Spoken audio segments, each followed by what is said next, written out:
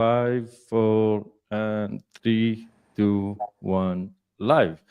Hello, everybody. Hello, Hebrews and Shebrews, and welcome to another episode of the Khalifa Shrugged podcast. Today, with us, we have the privilege and the honor, both Mansour and I, to just a second. I'm just having I was hearing myself, and today we have the privilege to have Amir Avivi with us, the founder of the Bitkhonistim Foundation, one of the most prominent voices regarding the security strategies of Israel. Hello, Amir. How are you doing? Great, great. You know, in Hebrew we are called a Bitkhonistim, but in English we are known as IDSF, Israel's Defense and Security Forum. It was very, very tough for English-speaking people to say a Bitkhonistim. Yeah, You know? well, so we had to find a name in English.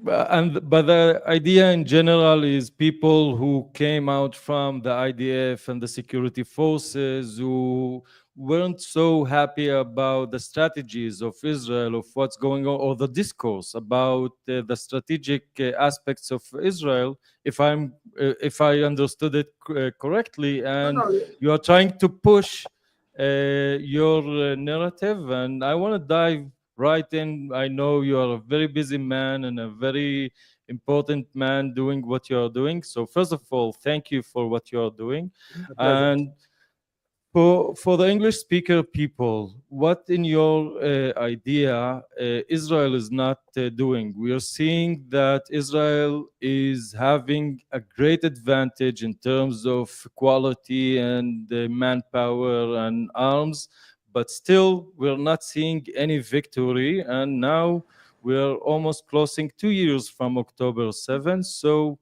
in your opinion, what we are missing? Okay, so let's put things in context. Israel, was caught by surprise on the 7th of October with a devastating attack of Hamas that stormed our southern border and massacred 1,200 people, raping women, burning people alive, decapitating heads of children. One of the most devastating days in the history of the Jewish people, and certainly the most devastating days since the Holocaust. And Israel found itself fighting a big war on 7 fronts. We were not attacked simultaneously on the 7th of October, but a day after, on the 8th of October, we saw Hezbollah joining the fight. We saw shooting from Syria, from Yemen, from Iraq. At a certain point, also the Iranians were orchestrating all of this, also joined. And we have to remember that when this war started, Israel not only had to deal with so many fronts, but it lacked munitions. Israel gave up many, many ground forces during the years, closed many units, so the amount of forces was not very high. And Israel found itself at the beginning needing to deploy many, many forces to the north to secure the northern border and prevent Hezbollah from attacking on the ground in the north. And it started the war in Gaza by attacking only with 3 divisions in the northern part of Gaza. And the attack was a very, very decisive attack, a very strong maneuver in the northern part of Gaza Strip. But when we finished this maneuver and we started moving units from the north to Gaza, at this point, the US changed its policy, and from completely supporting the war effort of Israel, we started hearing the US saying we want the war end to end. We want a ceasefire. We want de-escalation. Talking about not giving us munitions and so on. And Israel found itself in a very complicated reality where it's very dependent on this stage on American support and also munitions.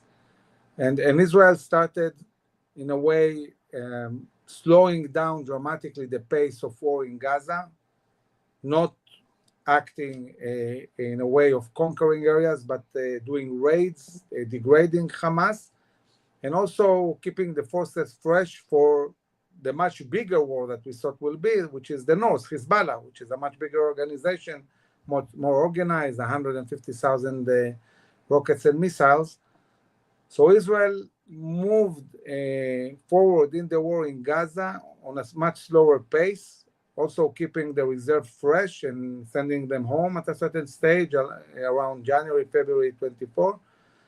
And at a certain point, 10 months into the war, as we were fighting all these fronts, Israel managed to surround Hamas, take over Rafah and Philadelphia, and close their ability to bring endless amount of capabilities from the Sinai Peninsula, destroy their military industries that they were producing rockets and other capabilities. And at this stage, we understood that this is the moment to shift the center of gravity from Gaza to the north. We have to remember that Israel, at the beginning of the war, evacuated many people along the Lebanese border who were sent to hotels, more than 100,000 people, and they were, out of their homes. And the question was, how long are we going to keep them, in hotels and apartments, not in their homes? So it was obvious we had to, at a certain stage, to operate in Lebanon.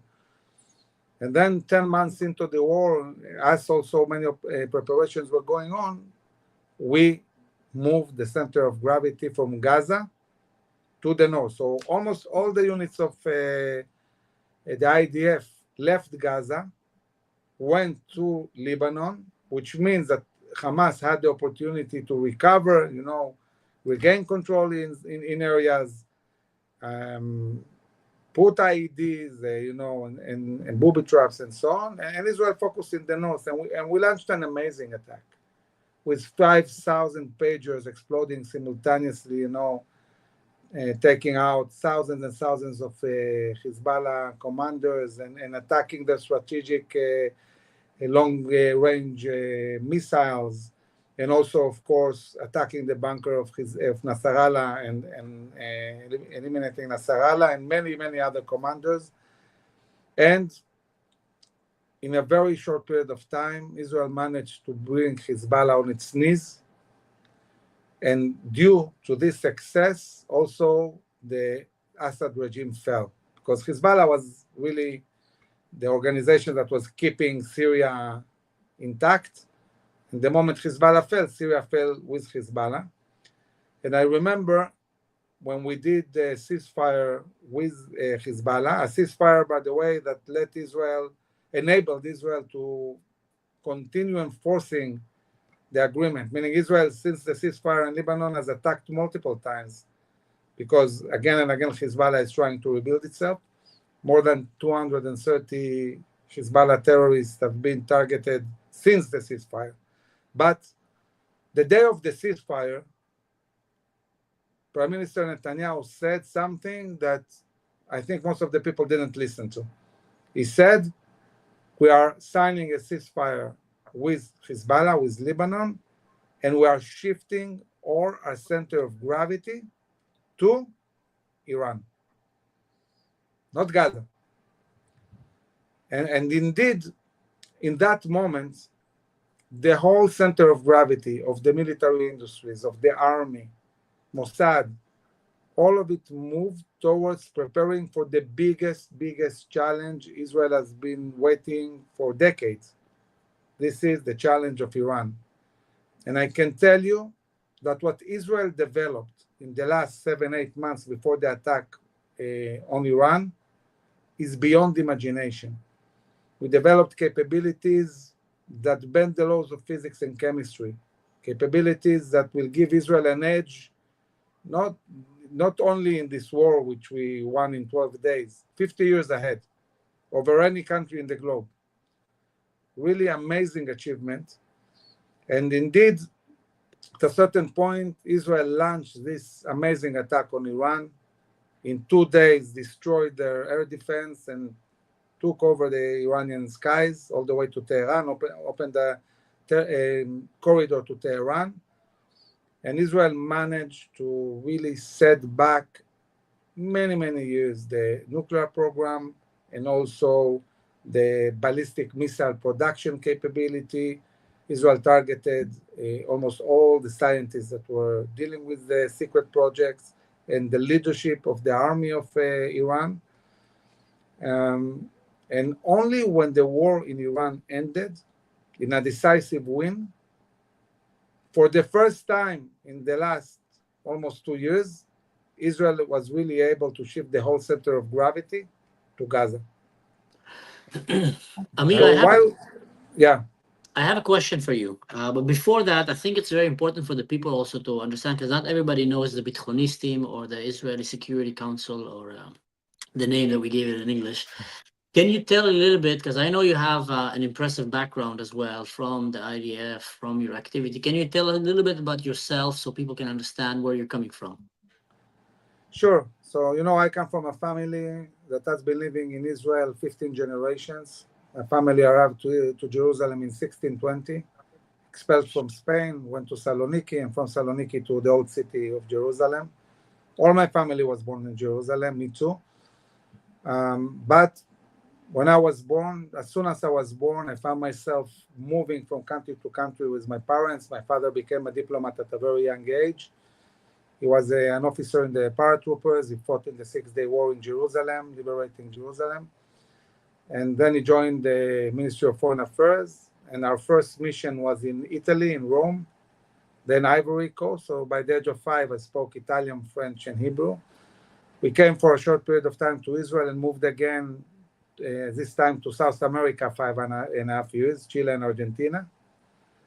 So really the main 3 years I had in my childhood in Israel was from my bar mitzvah at the age of 13 to 16 in Jerusalem. And then we moved again. We went back to Rome. I graduated there from a British high school and came back at the age of 18 to Israel as a lone soldier. My parents were still in Rome, to join the army. I joined the combat engineers and found myself serving 30 years in the IDF, in the combat engineers, in many different positions. I got to be battalion commander of Battalion 605 in Operation Defensive Shield in 2002, April 2002. At that time we had multiple attacks of suicide bombers all over Israel. And Israel said, okay, that's it. After 2 years of attacks, we launched the operation in 2002 in the area of Judea and Samaria in the West Bank. And I remember, I found myself fighting with my soldiers, the fiercest fight I've ever experienced in my life. Day and night, fighting again and again against terror.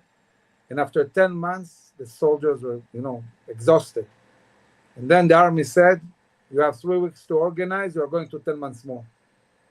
And this was, it was tough. And I spoke with my soldiers, 800 soldiers. And as I'm speaking with them, I found myself asking them a very strange question to ask an Israeli soldier. How many of you have ever in your life been in Jerusalem? And I found out half of my battalion has never stepped foot in Jerusalem. And the other half were in Jerusalem, but half of them have never been in the Kotel, the Wailing Wall. So, I understood that I have really great kids. They have zero understanding what they're fighting for. They don't know our history. They're not connecting to the story. So in the 3 weeks I had, I took 1 week and took my whole battalion to Jerusalem. Wow. To Ir David, to the Kotel, to the tunnels, to the new neighborhoods. I took them to the Knesset. And in the last day, 800 soldiers sat at the president's house and spoke with the president of Israel. And I can tell you that when this battalion went back to the battlefield, it was a completely different battalion. They excelled in combat to such an extent that 3 months into the fight, the chief of staff calls me to his office. The chief of staff was Bogi Yelon. And he asked me, Amir, what's going on with your battalion? How come they're fighting, so well? I said to him, it's all about spirit. It's all about really connecting to why you are fighting. And this was a big lesson. If you allow me just to interrupt a bit, because you said Saloniki, and I think this says it all. I've read If This a Man by Primo Levi talking about the Saloniki community in Auschwitz. Those were the most vicious and most, like, the strongest Jews you would ever see. And I really admire these people from this book. So I think this captured the spirit that, or the background that you come from. But if you will get back now, the, well, if we see like the in positive things of what happened in October 7, as you said, there are remarkable achievements. We have great spirit. People get like awakening from, the blunder of just sitting in cafes in Tel Aviv or things like that. People are very well connected to the spirit of Israel, but still, now you said the Boogie Alone, and Boogie Alone just released a video saying we need to achieve a ceasefire, and we get back to the same old tricks of let's get a ceasefire and that's it. Let's get done with it. So how does it make you feel? Not good, I must say. I think that what differs us in IDSF, all the generals and commanders, we always talk from a stance of values, Judaism, Zionism, the love of the country, patriotism, and professionalism. We stick to the profession. And I think that one of the things that happened to many high-ranking officers, they started completely disregarding both the values and the profession, and it's really all political. And once you think, your agenda is politics and not national security per se, then, the way you talk and what you say that doesn't necessarily align with, the right thinking, talking about our values and national security and the military profession and so on. And I'm very proud, to lead an organization that always thinks professionally and really looks at what is needed to secure Israel for generations to come. We don't mix politics and other agendas, simply safeguarding our country. Amir, I want to just add something very interesting. From a muhandas to a muhandas, part of my service, I also went through the combat engineering. I was in Yahalom, Amazing. the special unit there, and then later on was this last week they celebrated 30 years. It was a big event. Mm-hmm. Huge event, and I know that they're doing the whole combat engineering, including Yahalom, are doing an amazing job. I mean, in Gaza and in Lebanon, and a lot of it is behind the scenes, not getting all the glory, but just saving lives day in and out. I was also an officer for a while in one of the Gdudim under Amir Ulo and Beton, if you know him. I know them both very, very well. Yeah, very good. Amir Ulo has an amazing winery.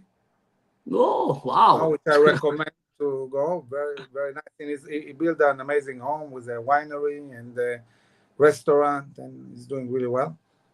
And Beton just got promoted to general. Really? Beton was amazing, man. He was one of my favorite generals, captains in the army. I really love that guy. But I wanna ask you a question, because I think what me and Khalifa sometimes as Druze, as Israeli Arabs, see, and we feel it many times, not all the Jews in Israel, but many of them miss it because they don't speak the language or the culture as good as the Druze. We see strategy a bit different sometimes when it comes to fighting Arab enemies.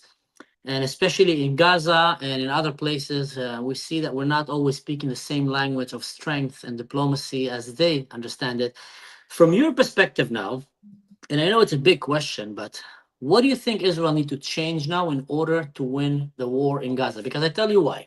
I'm having a lot of people, and I think I know the answer from my side, but I would love to hear from yours. I have a lot of people that keep asking me, how can it be? Israel is so strong. Look what they did in Iran. Look what they did in Hezbollah. Look what they did, all over the world. How are they struggling so long against Hamas and Gaza, and this war is not finishing? So what do you think Israel should do differently to bring better results with the war that we're seeing in Gaza? So Gaza is very different from all the other arenas because in Lebanon with Hezbollah and also with Iran and even Syria, there are very clear centers of gravity that if you target them, you can win decisively fast. In Gaza, it doesn't really exist. The way Hamas built Gaza, all the companies, battalions, brigades of Hamas, they're all local in local neighborhoods. in local towns, and they're all completely independent. Each area has its commanders, all its munitions. There is no logistics. You don't need to move things from one place to another. Everything is in the same place. And it's very hard to find a clear center of gravity. And also, they're very, very radicalized. I mean, it's a bit like the challenge the Americans had both with the Nazis and the Japanese. They fight until the last bullet in many occasions. And I think this, and also, if we add two other complications, is one, the hostages. And throughout the war, Israel tried not to maneuver in areas where they are holding hostages in order not to endanger them. And the other thing is, you have 1.5 million, 2 million Gazans, and Israel needs to take a very, very difficult decision. Are we taking over completely the whole area and then applying military occupation on the Gazan people, at least for a certain period of time, or not? Or we'll find another solution. So at the moment, as we were preparing to attack in Iran, the army got a mission to conquer completely 75% of the Gaza Strip, which is a lot. It's 3/4 of the Gaza Strip. Why 75%? Because in the remaining 25%, you have hostages and you have the humanitarian zones where the Gazans are. And the army did it amazingly. The army, as it was preparing for Iran, conquered 75% of the Gaza Strip and cleared it completely. 75% Israel is controlling completely. It's a lot. And now the difficult decisions have arrived. And there were several approaches. What to do with the remaining 25%. Now, conquering this 25%, it's a non-issue militarily. It's not a military dilemma. We conquer 75%. Of course, we can conquer the remaining 25%.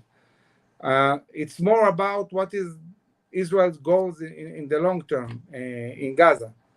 And there were three approaches. One approach said, and this is the chief of staff, he said, look, let's not conquer anything from the 25%. Let's surround them, like take the Israeli border forward to the lines of the 75%, close on this 25%, and then conduct a war of attrition, meaning pinpointing attack all the time on Hamas, raids, but not take over the area. Close on them and say, listen, we can stay like this for years. I mean, the Jewish towns, the Israeli towns are secured. We're controlling 75%. You don't need a lot of forces if you do a war of attrition. You don't need a reserve. And they are in tents on the beach. They are the ones that have to be under pressure, not us. We can manage. The other approach, the completely different approach, was said, no, let's conquer everything. Let's bring, another 2 more divisions, go in and conquer the 25%, and that's it. Israel destroys Hamas and controls everything. And then there was the intermediate approach, and this is what was decided in the cabinet. The cabinet said, no, we're not going to stay just on the 75%. We're also not going to take over the whole Gazan society and control it. We are going to conquer Gaza City. Why Gaza City? Because Gaza City is the last really main stronghold Hamas is still holding. The commander of Hamas, Azzedine al-Haddad, is in Gaza City. These are the main forces. This is the symbol. This is the center of government.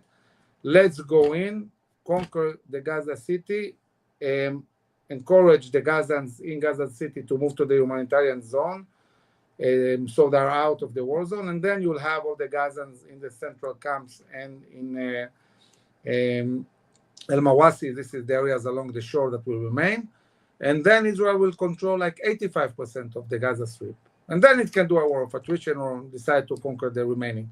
And this is also looking at the hostages, minimizing the danger for the hostages. So Israel is moving towards a decisive win in Gaza. The issue is that we are dealing with international pressure. The issue is that there is a big discussion in the Israeli society about the hostages. What do? We want them alive. And Israel thought that by winning against Iran and conquering 75%, this will create enough pressure on Hamas to do a hostage deal. And what can we do? It didn't happen. They're not agreeing to a Yeah. hostage deal. Yeah. I think just like you said, one of the problems people don't understand, when we're seeing these videos of children in Gaza from 25 years ago parading in kindergarten saying how they want to slaughter Jews with a knife and drink their blood and I don't know what, now we're seeing these guys fighting us from a kinder age. With UNRWA, they radicalize an entire piece of land with everybody almost there, praying to slaughter and kill. That's why October 7, we saw so many baklawas in the street and were so happy when they saw all the blood. And just like you said, they're working in neighborhood in different pockets under the ground, usually disconnected, because they've learned that the moment that they send a signal out there, Israel identify it and take them down. So they've learned to work against Israel in a way that will make them survive. But that makes it a situation where the war in Gaza became a war until the last blood. These people don't want to give up the hostages. They don't want to surrender. They've been radicalized from a young age. Many of these fighters in these tunnels don't have internet anymore. They don't know what's happening outside. All they know, and add it's to like that, the Japanese. Remember that story of this Japanese soldier that was The ones that found in stayed for the years. jungle? Yeah, in the jungle. He was still fighting the war. 25 years or 40 years almost later, just going, harakiri on everybody, because he was just full on, this is how I'm going to do. I'm going to fight until the last breath. And they've been radicalized so badly, and that's what Israel is dealing with. Now, you mentioned here two interesting options. Which one of these options do you think, should be the approach of Israel? To conquer 75% and siege them, or to completely go around and take over Gaza City? So I think that the idea of taking over the main stronghold of Hamas, which is Gaza City, it's a good idea. And once you do it, then we'll see what happens. I mean, what dynamics will happen after this is done. Many things can happen. Mm-hmm. I can tell you that one of the things that I'm trying to push, and I'm disappointed so far it's not happening, talking about the hostages. Look, today there is no real leadership of Hamas in Gaza. After Sinwar was killed and all the leaders, there is no really somebody controlling seriously Gaza Strip. The decision making is done by Hamas in Qatar, by the ones who are sitting in 5-star hotel in Qatar and they're, not giving the hostages and so on. And I think that if the president of the US would have demanded extradition of all of them to Guantanamo, arrest this terrorist in Qatar, this would have created enough pressure to release the hostages. And this is not happening. And if it's not going to happen, Israel will have to consider targeting them, taking them out of the equation, and then going into the areas where the hostages are. The amazing thing is that the IDF, as we speak, is 10 minutes away from every single hostage in Gaza. Gaza is a very small place. So I think maybe we won't have any other choice but go in, surround the places where our hostages are, and negotiate with the kidnappers themselves, not with Qatar, not with Egypt, but those guys who don't have internet, which you mentioned, Mansour, that are stuck also 2 years with the hostages in the tunnel, okay? Say to them, guys, it's over, the war is won. I mean, Hamas was destroyed. We'll give you some money. Go to the Sinai Peninsula, give us the hostages. So maybe we won't have another choice. But the problem stills like in hand, because the main population is extremely extremist regarding to the Jews, to the Israel. You still have a lot of people. I wanted to mention earlier when Mansour was speaking that in the Judea and Samaria, which is called the West Bank, the support for Hamas only increased since October 7, and we are having, we pay our taxes to the PLO, and the PLO is somehow a Palestinian government, but still having an armed militia. So in this regard, what we should do in the whole case of what is called the Palestinians? Yes, so I think that, the government at the beginning of the war set some kind of vision. It said, look, the day after Hamas, and there is no day after if it's not the day after Hamas, the day after Hamas, there will be no Hamas, no Palestinian Islamic Jihad, and also not the Palestinian Authority. And then the question is, okay, if this is the case, what will happen? I mean, what's the vision, right? And Israel is pushing with the US two main visions that complement each other. One is Trump's plan for voluntary relocation. Israel and the US are working seriously in coordination with different countries to enable those Gazans who really want to emigrate, and I would say at least half of the Gazans who want to emigrate, to have the ability to do so, not be locked in a place they don't want to be. So I project that at the end of the war, there will be many, many Gazans that will choose to leave Gaza, and they need to have a solution where to go, what choices do they have. The other issue is really building an alternative leadership in Gaza and also in Judea and Samaria based on the local clans, the Hamulas, which will manage different cities. I would say there will be some kind of cantonization of the area and creating local leaders that will control certain cities and will coordinate economical issues and security with Israel.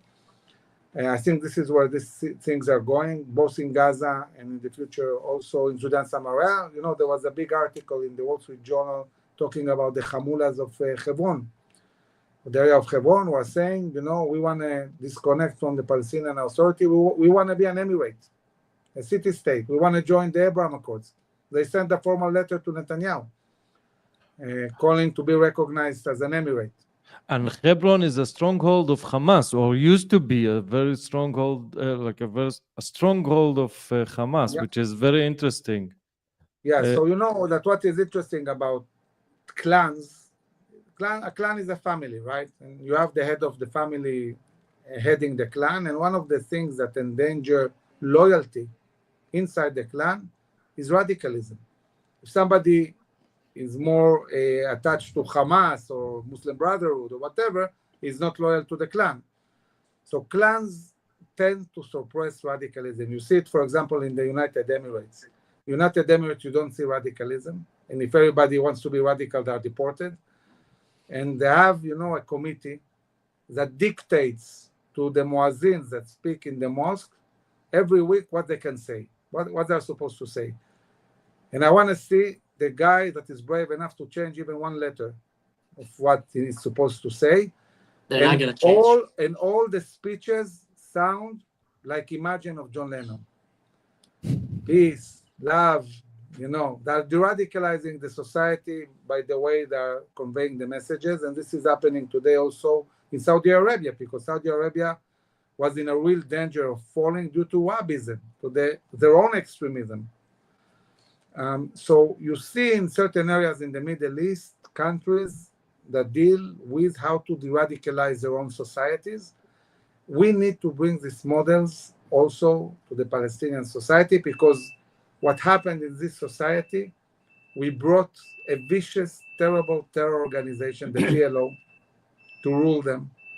And all this PLO is doing is radicalizing them to such an extent that even the PLO is not radical enough for them. They join Hamas.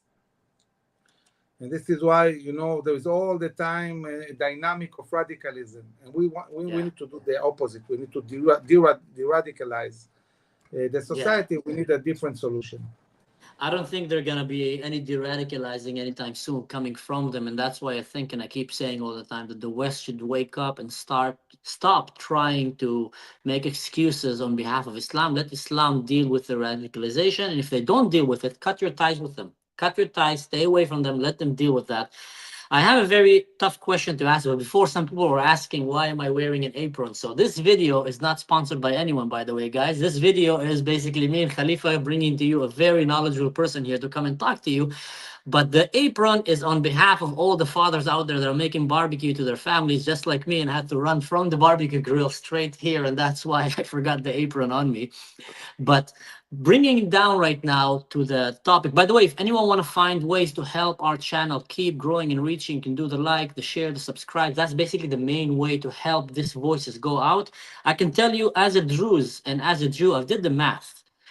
The ratio of Muslims to Jews around the world is 2 billion to 15 million. That's about 127 to 1. The ratio of Muslims to Druze around the world is 2 billion versus 1 million. That's 2,000 to 1, which means every time that we try to put a voice out there, I'm not saying all the 2 billion will come against us, but quite a lot will come and try to not like or not share, and they help silencing our voice. And just as we're seeing issues with the battlefield on the ground, we're seeing also issues with the battlefield on social media, trying to relay messages like that and bring out the true voices and stories that are coming in the Middle East. So that's why I want to encourage everyone watching this video to help share it and help spread it. Now, back to Amir, I have a very important question is, and many people are asking that question back home, or around the world. Israel takes Gaza. Israel goes and, crush Hamas, takes Gaza City. What are we going to do with the Palestinians, with the Gazans living there? Let's say some want to leave, the others don't want to leave. Do we want to put them as citizens of Israel? Absolutely not. Do we want to be ruling over them for the next 50 years? I don't think so. So what do you think should be done? That's a tough question, but they're living there. There is humans living there. What do you want to do with them? So as I mentioned before, Israel is already talking to local clans. In Rafah, for example, you already have a clan managing the area of Rafah. And Israel is building relations with different clans to rule different areas. So Gaza, I think, is going to be like cantonized cantons, the canton of Gaza, the canton of Rafah, the canton of Khan Yunis. These places are going to be managed by local clans. The overriding security responsibility will be Israeli. There will be, I believe, a process of rebuilding Gaza, but all this in one condition, or two. One, of course, that all our hostages return back. And the second condition is a complete demilitarization of the Gaza Strip. No weapons, no danger from Gaza. And then we can talk about economical investments and so on, which will come from the Arab world, and education programs that will be implemented by UAE, Saudi Arabia, in order to do this process of de-radicalization. So these cantons will have to really show that they are able to build new education programs that will change the mindset of this very radicalized society in order to build a normal future, both for the Gaza and for Israelis who live in the surroundings of Gaza.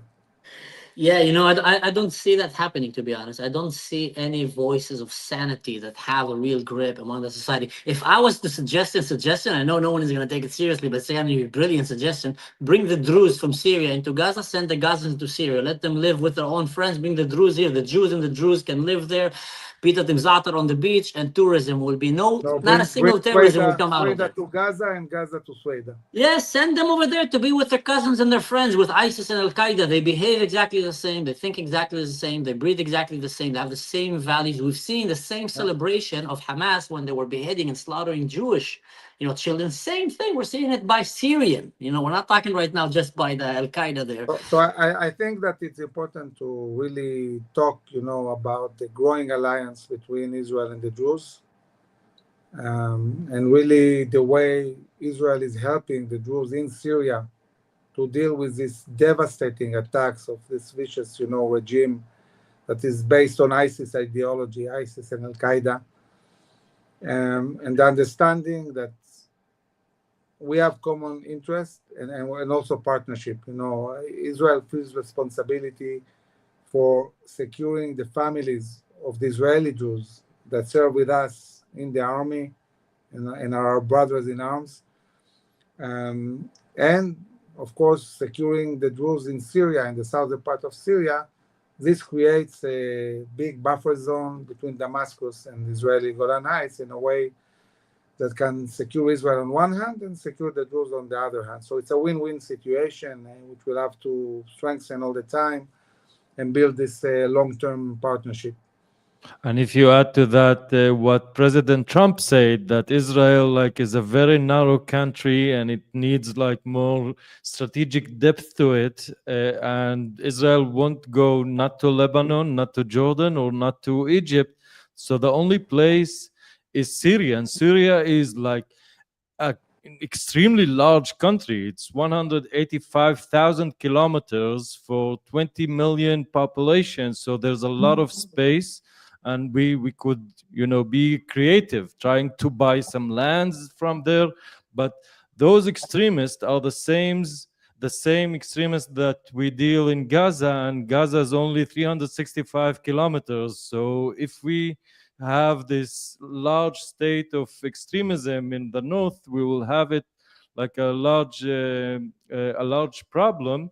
And add to that, you said win-win. I think it's win-win-win, because add to that the moderate Islamic states like Saudi Arabia, UAE, and such, that they want to diffuse the whole jihadist extremism, because it led to catastrophe, in my opinion. So, okay, wanted to say something, Mansour?